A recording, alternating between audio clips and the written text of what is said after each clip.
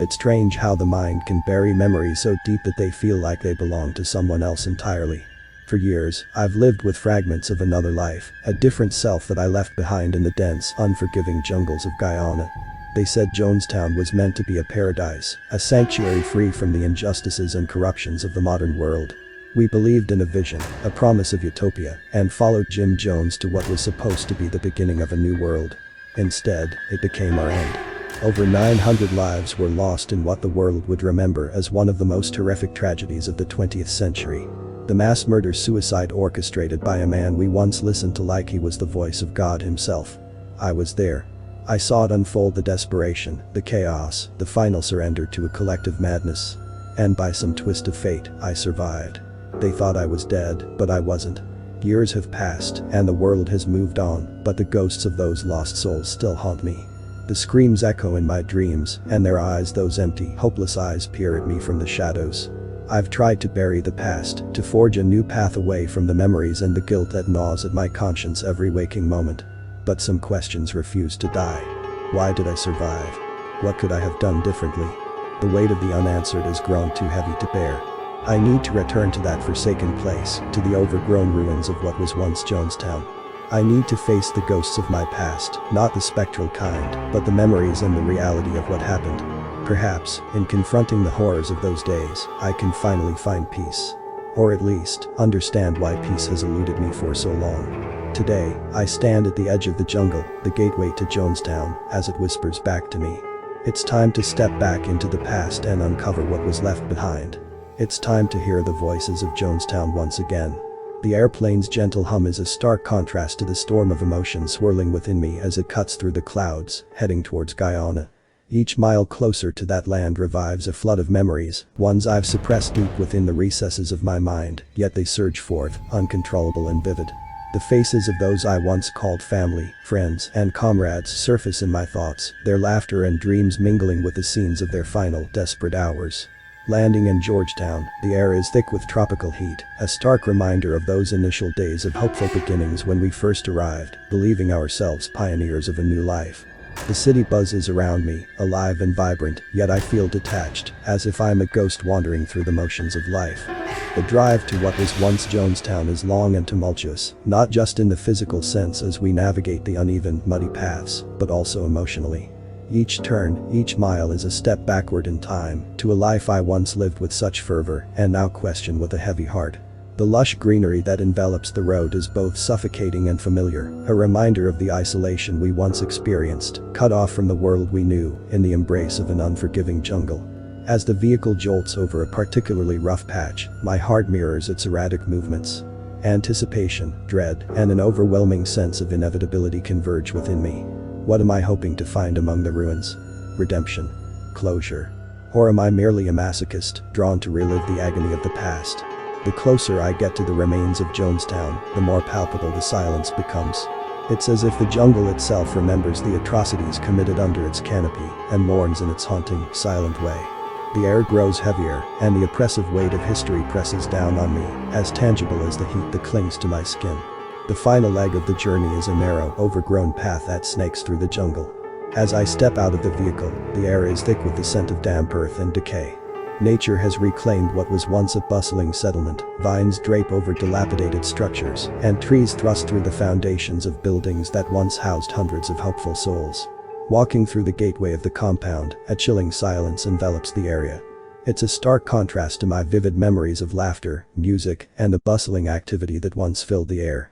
Now, it's just the quiet, occasionally broken by the distant call of a bird or the rustle of leaves in the breeze. The central pavilion, once the heart of Jonestown, stands partially collapsed. Its wooden beams are rotten, and the fabric of the community tent is tattered, flapping mournfully in the wind. This place, now a ghost of its former self, seems frozen in time, with scattered belongings peeking through the underbrush, each a silent testament to the lives abruptly halted. As I tread cautiously over the uneven ground, covered with moss and creeping vines, every step stirs a memory of what was. The echoes of children playing, the fervor of communal gatherings, and the solemnity of our shared meals are all gone, replaced by an eerie stillness that chills me to the bone. It feels surreal to stand in the midst of this decay, confronting the physical remnants of dreams and despair intertwined so tightly together. The contrast between then and now is overwhelming, a vivid reminder of the thin line between utopian dreams and nightmarish reality. This desolate place, so full of my past, stands as a haunted canvas of abandonment and loss, urging me to delve deeper into the shadows of what was once Jonestown. As I weave my way through the remnants of the compound, each structure tells a story of the early days, a time when everything was imbued with a sense of purpose and communal zeal. The now crumbling communal kitchen, where we once shared countless meals, evokes memories of the laughter and stories exchanged over simmering pots and makeshift tables. Despite the ruin, faint traces of that camaraderie linger in the air, like the ghost of a fragrance. I pause by the remnants of the education center, its walls overrun with creeping ivy. Here, the children of Jonestown once gathered, their voices filling the space with a cacophony of questions and eager learning. The chalkboard, barely visible beneath layers of moss, still bears the faint marks of lessons interrupted. It's a poignant reminder of the dreams we harbored for a future that would never come to fruition. Further along, I find the workshop where skilled hands once toiled, crafting furniture and repairing tools essential for our self-sustenance. The rusted remains of a saw and a few scattered nails are all that's left, relics of a time when everyone contributed to the community, believing in the strength of shared labor and shared lives. Near the central square, where Jim Jones once delivered impassioned speeches, the ground is now covered with wildflowers, pushing through the cracks of the worn pavement. Standing here, I can almost hear the echoes of his words, stirring the crowd into a unified chorus of agreement and applause. It was here, in this very spot, that hope was most palpable, charged with an energy that made us feel invincible, as if together, under his guidance, we could redefine the possibilities of communal living. Each step through this ghost town tugs at the threads of memory, unraveling a tapestry of hope that once felt as tangible as the very soil I tread upon. The stark contrast between the vibrant beginnings and the tragic end of Jonestown weaves a complex narrative of aspiration and anguish, a narrative that I am here to piece together once more. Navigating through the twisted paths of the compound, the stillness of Jonestown is occasionally pierced by unsettling disturbances. Shadows dart between the buildings, too quick to be caught by the eye, yet too distinct to be mere figments of my imagination. These fleeting glimpses send a shiver down my spine, blurring the line between reality and the tricks my mind might be playing on me. The air occasionally carries whispers, soft and indistinct, as if the jungle itself were murmuring secrets. At first, I write them off as the wind rustling through the overgrown foliage, but the whispers grow more persistent, clearer, almost as if they're calling my name. The sound seems to emanate from nowhere and everywhere, making it impossible to pinpoint its origin. This auditory phantom makes me stop in my tracks, my heart pounding as I strain to listen, half in denial, half desperate for an explanation. At times, these occurrences seem so tangible that I spin around, expecting to find someone standing behind me, only to be met with the emptiness of an abandoned structure. The sensation of being watched is palpable, and I find myself speaking out loud, challenging the emptiness, only to be answered by the echo of my own voice. As the day progresses, these eerie experiences intensify, pushing me to the edge of reason. I begin to question my own sanity, whether my return to this place has awakened dormant fears, or if Jonestown itself harbors remnants of its tormented past, reluctant to fade into oblivion. This constant psychological onslaught tests my resolve, as I battle the urge to flee from the very answers I came seeking. As I delve deeper into the heart of what once was Jonestown, the relics of its inhabitants begin to surface amidst the underbrush. A child's doll, its fabric faded and weathered, lies abandoned by the base of a tree, its one remaining eye seeming to gaze back at me with a silent plea. Picking it up, the touch of the coarse damp cloth sends me spiraling back to a sunlit afternoon when laughter filled the air and children played without a care under the watchful eyes of their parents. Nearby, a rusted watch peeks out from beneath a pile of leaves. Its hands are frozen, marking the time as if capturing the moment its owner's life stood still. I clear the detritus, revealing the engraved initials on its back. Recognition floods in. This belonged to a friend, a confidant. Memories of our late-night discussions under the dim light of lanterns, planning for a future we believed was within our grasp, flood my mind. In an overgrown hut that once served as a communal living space, I find a stack of letters, the ink blurred by years of humidity but still legible. The words are filled with hope and despair, a dichotomy that defined our daily existence. As I read, the voices of the writers echo in my mind, vivid and resonant, pulling me back to the days when these letters were penned with trembling hands.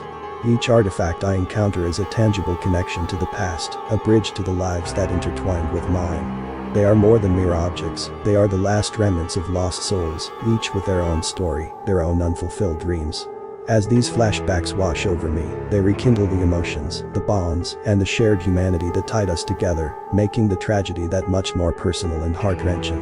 As I weave through the remnants of Jonestown, an unusual gap in the dense vegetation catches my eye, an untouched enclave that appears deliberately isolated from the rest of the settlement. Intrigued by its seclusion, I push through the thick underbrush, my hands brushing aside heavy leaves and vines. The air grows noticeably cooler as I enter this hidden section, a stark contrast to the oppressive humidity surrounding it. The ground here is strangely bare, and the silence feels more profound, as if even the wildlife shuns this place. My footsteps are muffled by the earth, soft and untrampled, suggesting few, if any, have ventured here since the compound's abandonment. The atmosphere is heavy with an unspoken narrative, as though the very soil were holding its breath. Nestled among the foliage, I discover a small structure, its architecture different from the communal buildings of the main area. It's more fortified, with barred windows and a heavy padlock door that has somehow remained intact. This anomaly in a community purportedly built on openness and shared living spaces sends a chill down my spine, igniting a flare of suspicion and wariness in my mind. Approaching the building, I notice markings on the door, symbols that are not merely decorative but seem coded, secretive. The presence of such a fortress-like space in a supposedly idyllic community raises dark questions. What was kept here? Why does it feel as though it was meant to remain undiscovered? The discovery of this area, so starkly different and intentionally secluded, stirs a mix of fear and curiosity. I am drawn deeper into its mystery, compelled to uncover the secrets it might hold, yet apprehensive about what I might find. The contrast between this hidden enclave and the communal decay elsewhere in Jonestown only deepens the eerie feeling that some truths were never meant to surface. As the sun dips below the horizon, the jungle around Jonestown transforms. Shadows lengthen, and the natural chorus of twilight creatures begins its haunting melody. The sense of unease that has been a constant companion since my arrival thickens with the encroaching darkness. Night in the jungle is a blanket of blackness, punctuated only by the occasional glint of moonlight filtering through the dense canopy. Amid the natural sounds of the evening, a different type of noise begins to emerge. Voices. These are not the indistinct whispers of the day, but clear, familiar tones that prick at my memory. They carry through the still air with an eerie clarity, each call and response, pulling me further from the safety of the known paths. Compelled by a mix of fear and need for understanding, I follow the sounds, my flashlight a small beacon in the overwhelming darkness. The voices guide me deeper into the jungle, each step taking me further into uncharted territory. As I navigate through thick undergrowth, the voices grow louder, more insistent. They are voices I once knew, voices that laughed and lived and loved here in Jonestown. The deeper into the jungle I go, the more the environment shifts. The trees seem to close in, the air grows cooler, and the ground beneath my feet becomes increasingly uneven. With every step, the voices become more directional, guiding me to a place that feels both utterly foreign and intimately familiar. This nocturnal journey becomes a surreal experience, as if the jungle itself has come alive with the past, breathing new life into the voices of those who once called this place home. Their calls are now a mixture of beckoning and warning, creating a tapestry of sound that drives me onward, deeper into the heart of darkness, and closer to the secrets that Jonestown still holds. Guided by the haunting echoes of familiar voices, I arrive at the heart of the old Jonestown settlement, where the massacre unfolded. The clearing is bathed in moonlight, revealing the stark outlines of the pavilion where it all ended. My breath catches as I step into the open space, the scenes of the final day rushing back with painful clarity. Surrounding me are the physical remnants of that day. Scattered items, now just rust and fabric, each piece a silent marker of a life abruptly ceased. I see a pair of shoes, small enough for a child, lying beside what remains of a tattered book. Nearby, a series of cooking pots, once used for communal meals, are now overturned, their contents long since returned to the earth. As I move through the site, each step is heavy with sorrow and the palpable presence of the past. I pause, closing my eyes, allowing the full weight of the memories to wash over me. The air seems thick with the ghostly imprints of those who gathered here, full of faith and trust, only to meet their tragic fate. The emotional remnants are even more daunting. The air is charged with a silent scream, a collective cry of despair that seems to echo through the years. I can almost hear the chaos, the confusion, and the pleading voices that once filled this clearing. The atmosphere is thick with betrayal and loss, and I find myself overwhelmed by a profound grief for all that was lost here. Standing in this haunted clearing, I confront not just the physical traces of the massacre, but also the lingering echoes of pain and terror. It's a visceral re-experiencing of the horror, a confrontation with the darkest aspects of human nature, and the devastating consequences of misguided leadership. This somber vigil serves as a powerful reminder of the fragility of life and the importance of vigilance against manipulation and deceit. Drawn by the persistent clear voices, I press deeper into an area of the jungle previously unexplored by me. The foliage thickens, and I'm forced to make my way through dense undergrowth. Eventually, I stumble upon a concealed enclave, cleverly hidden by nature and perhaps intentional design. It's a small, sheltered area that feels separate from the surrounding chaos, as if it holds secrets meant to be kept from the prying eyes of the outside world. In this hidden refuge, I discover a cache of materials preserved against the elements in sealed containers. My hands tremble as I open them, revealing a trove of writings, diaries, notes, and letters accompanied by several old tape recordings. Each piece seems to pulse with urgency, holding the breath of secrets that were never meant to surface. I begin to read the papers, and each page turns slowly, weighted with the gravity of its contents. The writings detail internal conflicts, fears, and plans for rebellion that were never realized. They speak of disillusionment with Jim Jones, of planned escapes, and of a growing desperation to avoid the impending doom. The voices in these writings are starkly different from the public unity once projected by the community. Next, I play the old recordings, their hiss filling the silence around me. The voices of those long gone fill the air, their tones laden with anxiety and skepticism. They discuss strategies and hope, painting a picture of a fragmented community teetering on the brink of collapse, rather than the cohesive utopia claimed by their leader. This discovery rewrites what I thought I knew about Jonestown. It introduces a narrative of resistance, of unseen bravery against overwhelming manipulation. It's a revelation that shifts my understanding of the events leading up to the tragedy, showing the complexity and the humanity of those caught in the web of Jonestown's demise. This enclave, this hidden archive, has preserved not just documents and recordings, but the last vestiges of untold stories that now demand to be heard.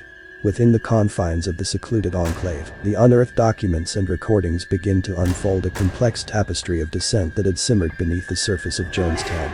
As I pore over the materials, the extent of the hidden unrest becomes increasingly apparent. The writings detail not just fleeting thoughts of resistance, but organized plans for escape that had been meticulously crafted by a small faction within the community. The notes reveal secret meetings held under the cover of darkness, where whispered conversations plotted a break from Jim Jones' tightening grip. These plans were desperate and dangerous, with escape routes mapped through the dense jungle, and agreements made in hushed tones about the best times to flee, to avoid the watchful eyes of Jones' loyal enforcers. Recordings included in the trove captured the voices of dissenters, their words laced with a mix of fear and determination. They spoke of their disillusionment with the direction the community was taking, their growing apprehension about their leaders' increasingly erratic behavior, and their resolve to reclaim their autonomy. Furthermore, these hidden documents show a network of communication with the outside world that was previously unknown. Letters smuggled out, seeking help and intervention, painted a starkly different picture of Jonestown than the communal paradise touted in its official communications.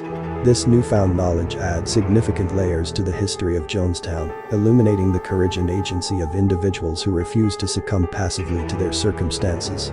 Their efforts, though ultimately unsuccessful, challenged the narrative of total control and compliance, often associated with the Jonestown tragedy, highlighting the complexities of human spirit and resistance, even in the face of overwhelming oppression. As I sit amidst the crumbling walls and overgrown foliage of this hidden enclave, surrounded by the poignant revelations of these documents and recordings, a profound reflection takes hold of me. The new information casts a shadow over my previous understanding of the events that unfolded in Jonestown. It wasn't merely the influence of a charismatic leader that led to the tragedy, but also the intricate web of human dynamics, fear, control, rebellion, and betrayal that played out behind the scenes. I grapple with my own memories, reassessing my role within the community. Did I overlook signs of dissent?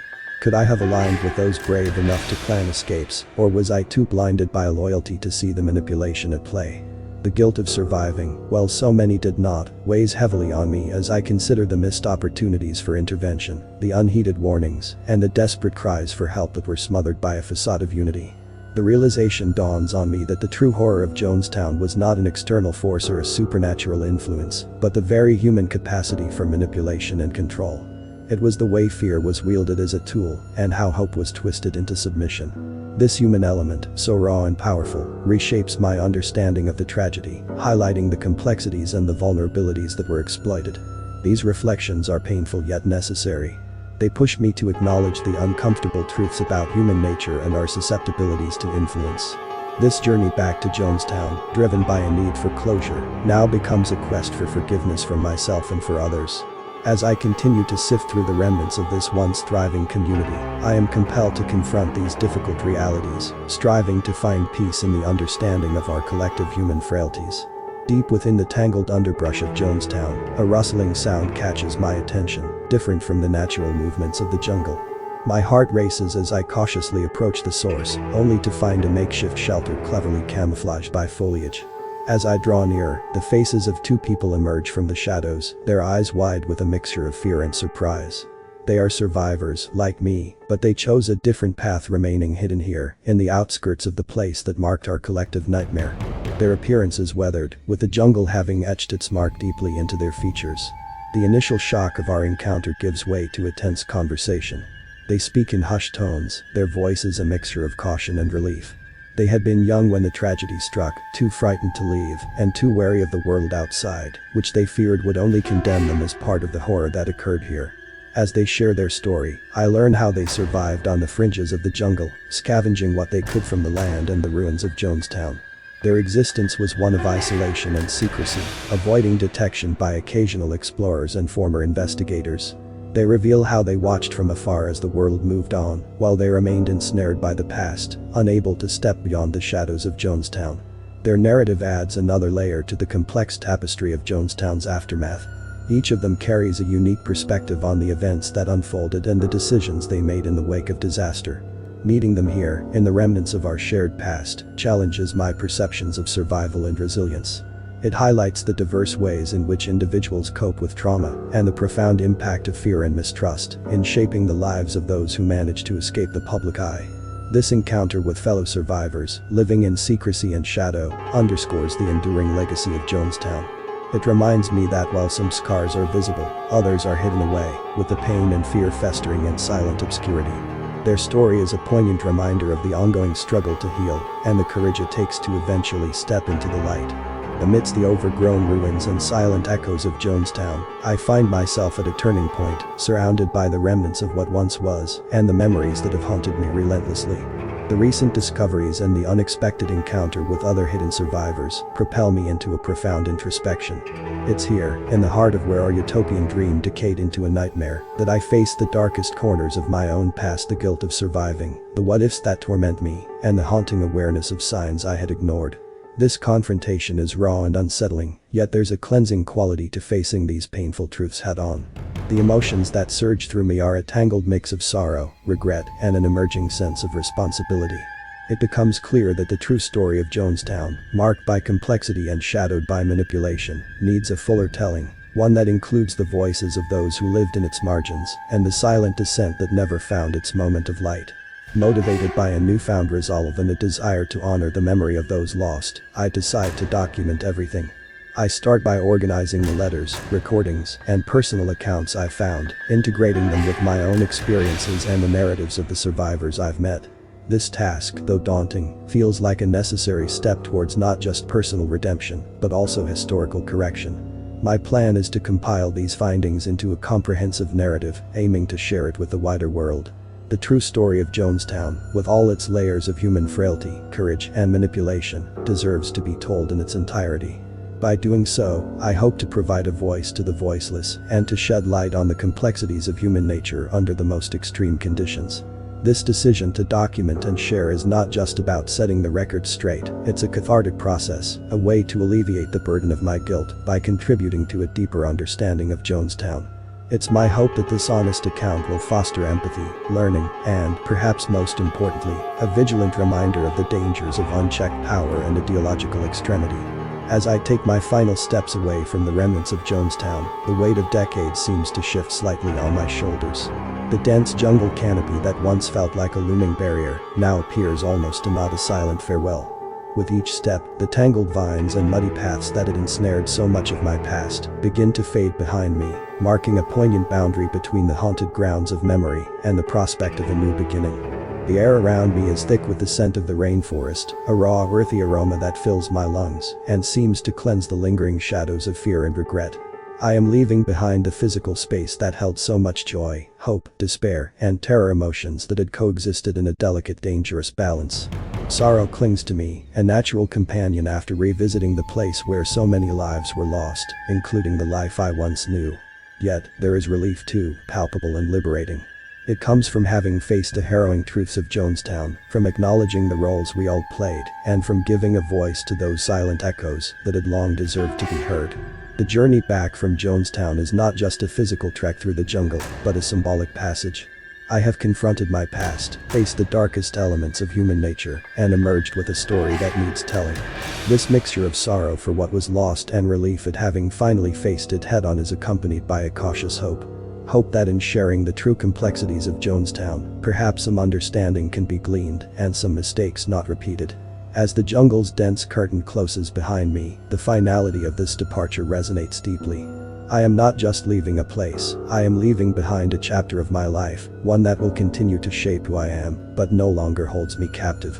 The path forward is uncertain and uncharted, but it is mine to walk, carrying the lessons of the past with a resolve to move forward. As I settle into the journey back to my current life, the distance from Jonestown allows me some space to reflect on the profound impact this return has had on me. Each mile that unfolds between me and that haunted place gives rise to contemplations about how deeply those experiences have been ingrained into my very being. The jungle, with all its oppressive and beautiful complexity, serves as a metaphor for the journey itself, intense, bewildering, and transformative. In the quiet solitude of my thoughts, I acknowledge the duality of my feelings. There is a sense of accomplishment, a feeling that some of the gnawing questions that haunted my dreams have been addressed. The voices and records found, the truths uncovered, and the shadows confronted have provided answers that were previously just out of reach. These revelations, while painful, have also been clarifying, offering a kind of roadmap through the tangled memories of my past. However, alongside this clarity, there's an undeniable recognition of the lasting scars left by the experience. Some wounds, I realize, run too deep to ever fully heal. The loss of friends, the betrayal of trust, and the sheer scale of the tragedy have left indelible marks on my psyche. This journey has taught me that healing is not about erasing the past, but about learning to live with the scars, understanding them, and perhaps using them to foster empathy and resilience. This reflection also brings a sense of humility, a recognition of the limits of understanding and healing. While I have uncovered much, there are aspects of the Jonestown tragedy that remain shrouded in the complexities of human behavior and the extremities of belief. The acknowledgement that not all wounds will heal completely is not a sign of defeat, but an acceptance of the human condition. As I continue to move forward, these reflections shape my perspective on life and my interactions with others. They remind me of the importance of vigilance against manipulation, the value of questioning, and the necessity of compassion. The journey has changed me, undoubtedly, and as I integrate these lessons, I carry both the weight of the past and the hope for a more understanding future. As the landscape of my life continues to unfold before me, distanced yet indelibly connected to Jonestown, I find my thoughts often returning to the importance of confronting our pasts. This journey has been a testament to the power of facing the dark corners of our history, not only as a means of personal catharsis, but as a crucial step in ensuring that such tragedies do not repeat themselves. In my final reflections, I underscore the value of historical awareness and the courage it takes to revisit painful memories. By openly addressing the events of Jonestown, not shying away from its complexities or the uncomfortable truths, we arm ourselves with knowledge. This knowledge acts as a beacon, illuminating the signs of manipulation and the extremes to which ideology can be taken when left unchecked by critical thought.